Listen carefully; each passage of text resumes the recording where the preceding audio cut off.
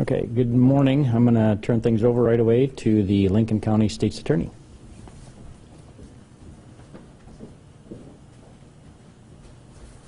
Thank you, Sam. Good morning. My name is Tom Woolman. I'm the Lincoln County State's Attorney.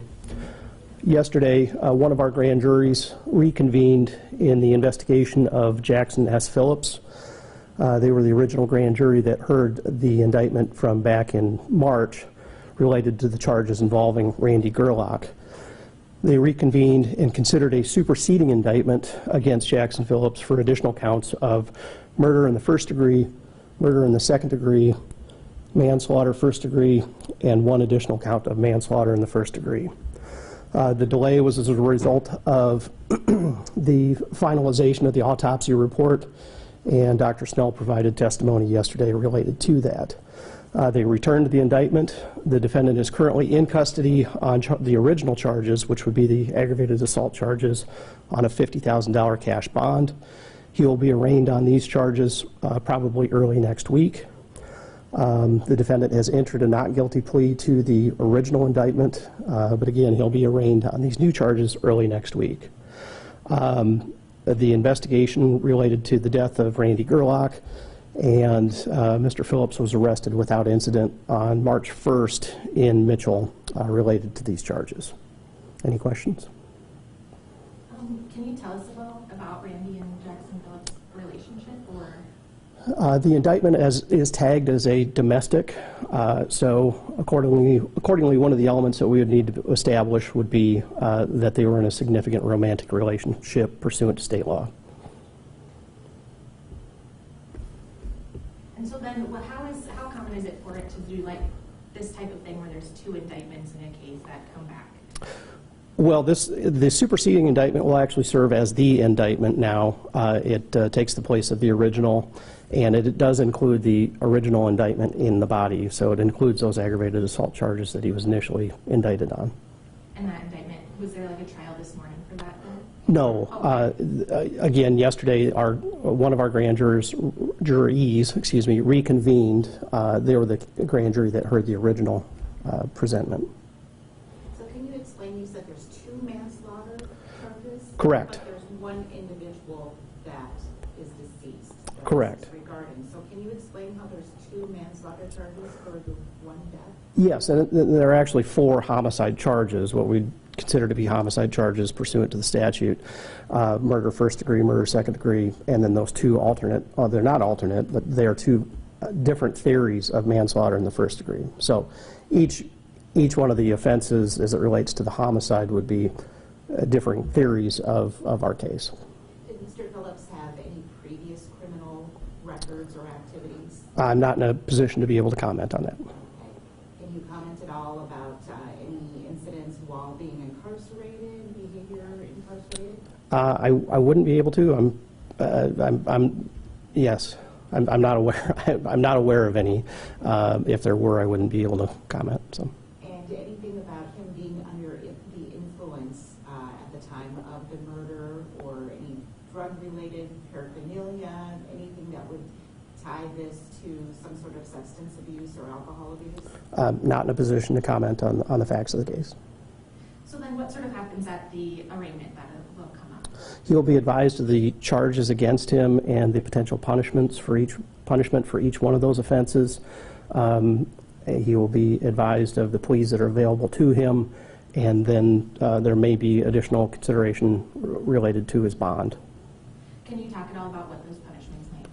Well, first-degree murder would be a mandatory life sentence and/or eligible for the death penalty. We have no indication at this point that this case would be a death penalty case. There will be a scheduling order that will be entered, in which Judge Rasmussen will affix a date for us to declare whether or not we would seek the death penalty. Murder second would be a mandatory life, and the manslaughter charges would be up to life. What is kind of the rough timeline for this whole court procedure now to play out? By law, we're required to bring our charges to trial prior to the expiration of 180 days. With that being said, in significant cases like these, oftentimes they'll take in excess of that 180 and up to a year. I know know on the court filings, there's like a grand jury trial this summer. Could that possibly change depending on what happens with the arraignment still? Or? Correct. The aggravated assault indictment was set for trial this scheduled this summer. That likely will be bumped back as a result of these additional charges. And is there a new affidavit of arrest? There is not.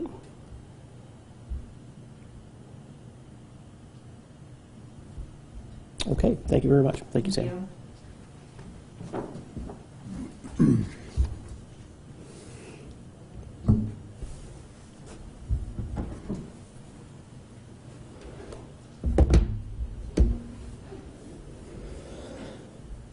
Okay, not a whole lot on the log today. Excuse me. The aggravated assaults, one of them was a domestic. That was a strangulation case. The other one, we're still working on that, but was yesterday afternoon. It was, we had a pedestrian and then a person that was in a vehicle. It looked like there may have been some type of argument between them two. And the person in the vehicle had tried a couple of times to hit the pedestrian and ended up hitting that person. He was taken to the hospital with non-life-threatening injuries. He actually didn't want to do anything about it, said he was going to take care of it himself, but we're still investigating that. So at this point in time, we don't have any arrests, but it seems like, at least initially, it seems like the two maybe somewhat knew each other, but we're still working on that. When you say hit him, do you mean with the vehicle? With the vehicle, yeah, hit him with the vehicle. And that was right about 11th and Menlo is where that took place. Menlo, do you have a time? That was around noon, just probably a little bit after noon. And so had the disagreement been prior to this incident, or was it actively happening? Well, it's a little difficult because the victim wasn't providing a whole lot of details. Surveillance video was used at the gas station nearby, so at least what the officers were able to piece together, looked like there had been some words that were exchanged between the pedestrian and the driver of the car in the parking lot, and then things may have escalated from there. So I'm not sure if things had started before that or if it just began in the parking lot. What's the age of the victim?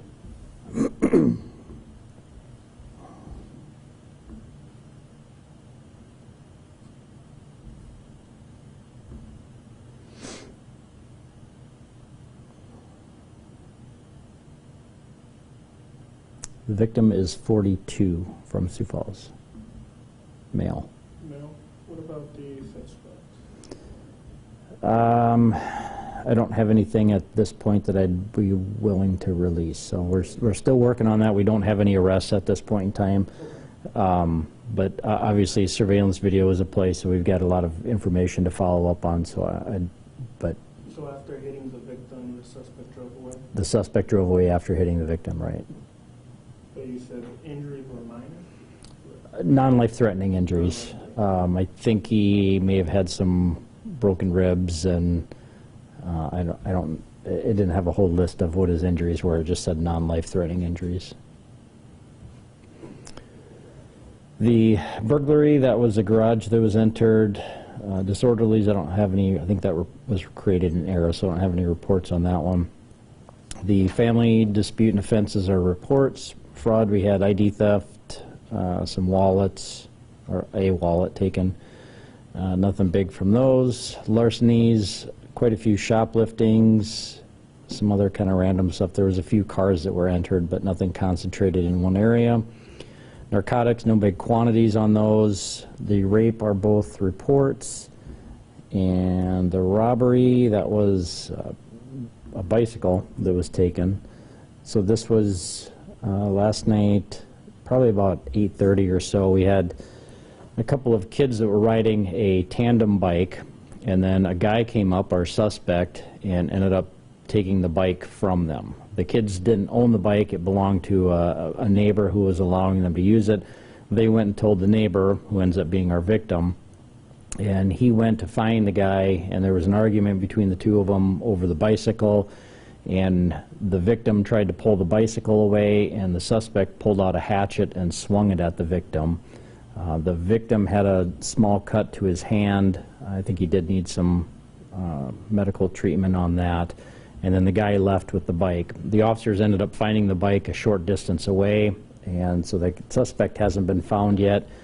The victim didn't know him, wasn't sure why he took the bike, but so anyway, the description is kind of vague, but a Middle Eastern man with a black ponytail and a beard, and he had tattoos and was wearing a green coat.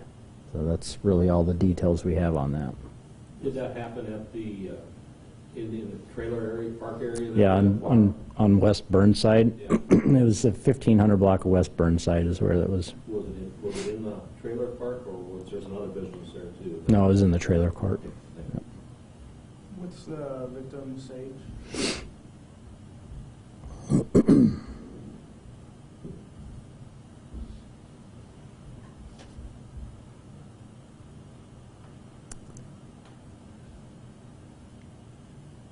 There it is. The victim is 53 from Sioux Falls.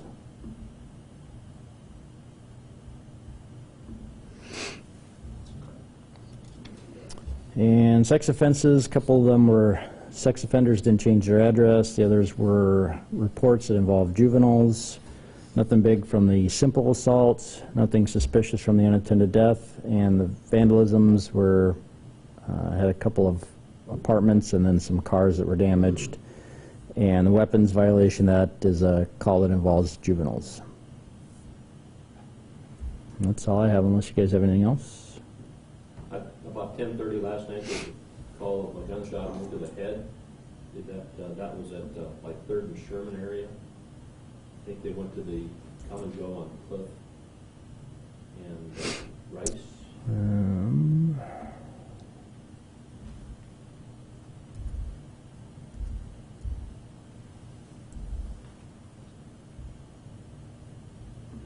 Didn't see anything about that, but let me see what I can find.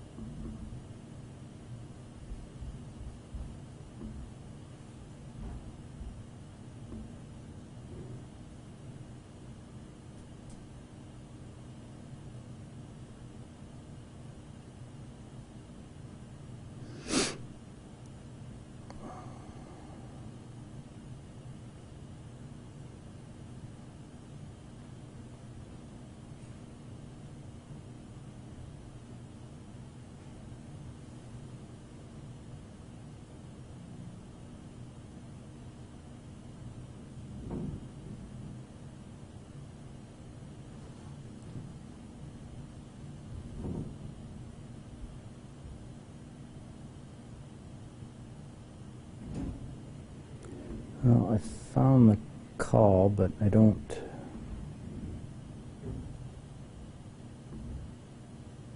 have any reports yet. It said they did a report, but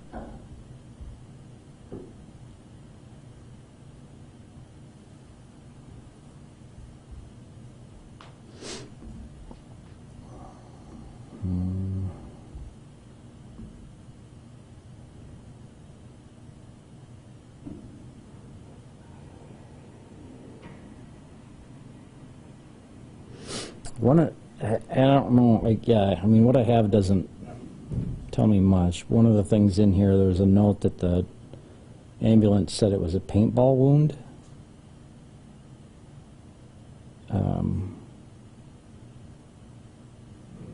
But that's really all I had. The call was just before 10:30, and it was 3rd and Sherman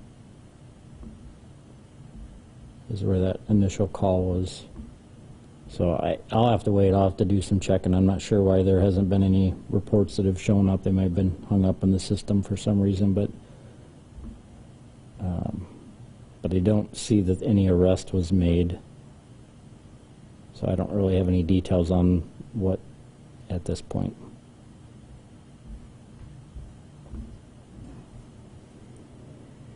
Anything else? Okay, thanks.